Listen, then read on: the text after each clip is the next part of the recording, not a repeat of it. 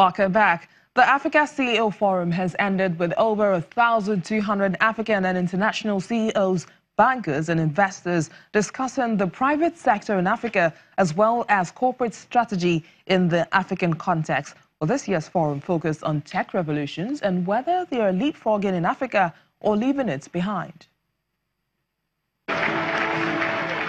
The world's largest gathering of the continent's private sector in Abidjan, Côte d'Ivoire.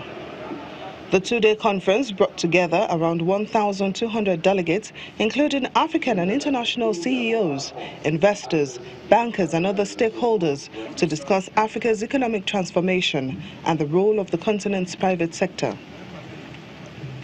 Also in attendance were presidents of Côte d'Ivoire, Alassane Ouattara, Ghana's Nana Akufo-Addo, and Zimbabwe's President Emmerson Mnangagwa.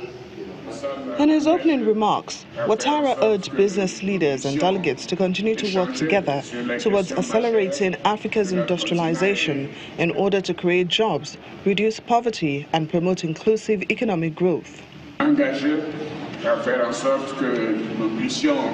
We are committed to ensure that we can continue to exchange ideas on the major questions of our continent and make sure that we are moving towards industrialization and, in fact, see the need to go in that direction.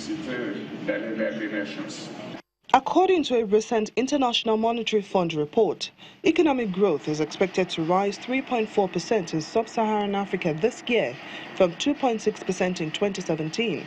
But rising debt and political risk in larger economies will weigh down future growth. To help maintain growth, countries should diversify from dependence on commodities and oil, implement fiscal reforms to stimulate growth and attract private investment. But with a population of over 1.2 billion people, Africa's potential remains the biggest draw for investors. This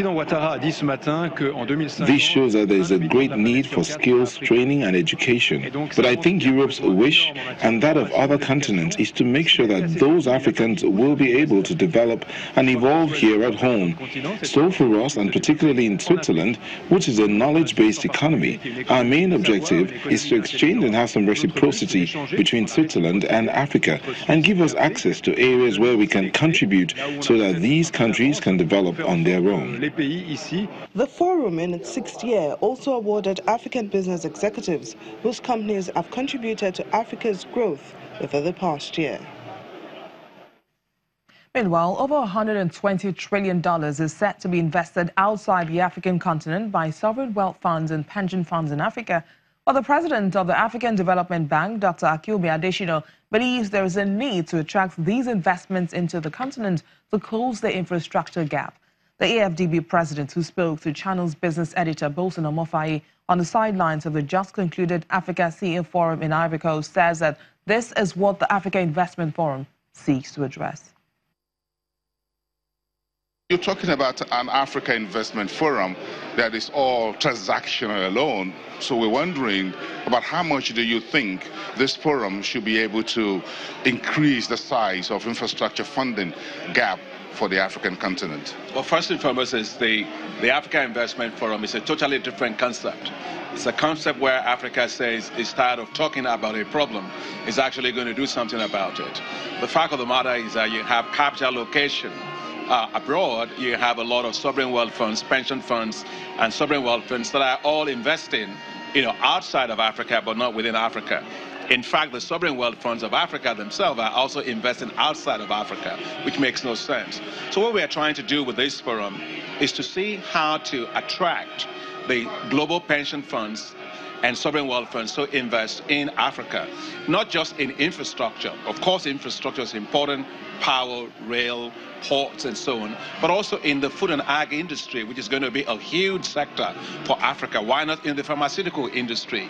And these are all the areas that we want them to invest in. The amount of money that's out there is mind-boggling.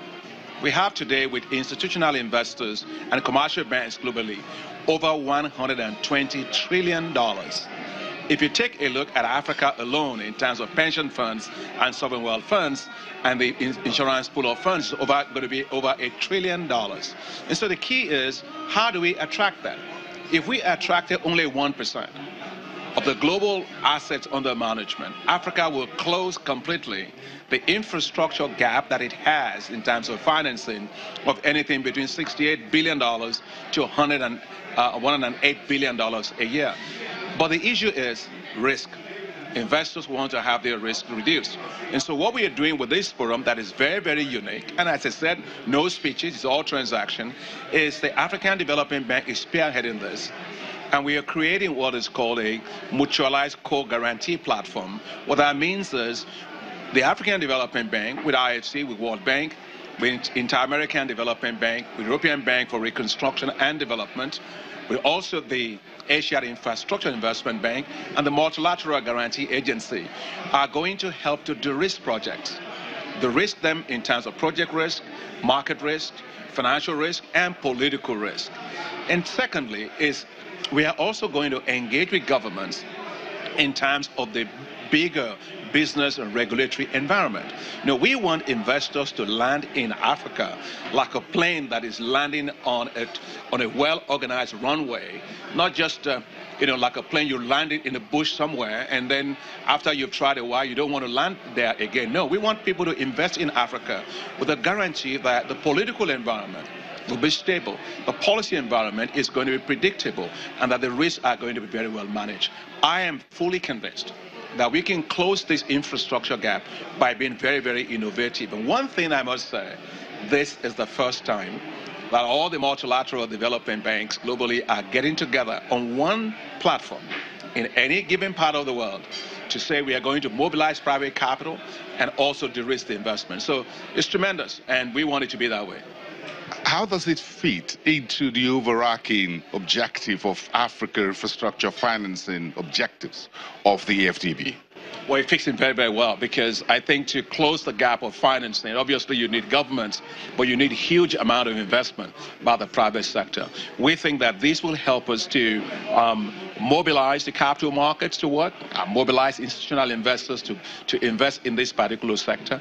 But most importantly, it will change the dynamic of engagement, because in this forum, for example, the heads of state will have the opportunity to interact with the global investment community about, if you want to invest in my country, yes, we want to, but we think that these policy issues needs to be addressed. These regulatory bottlenecks needs to be addressed.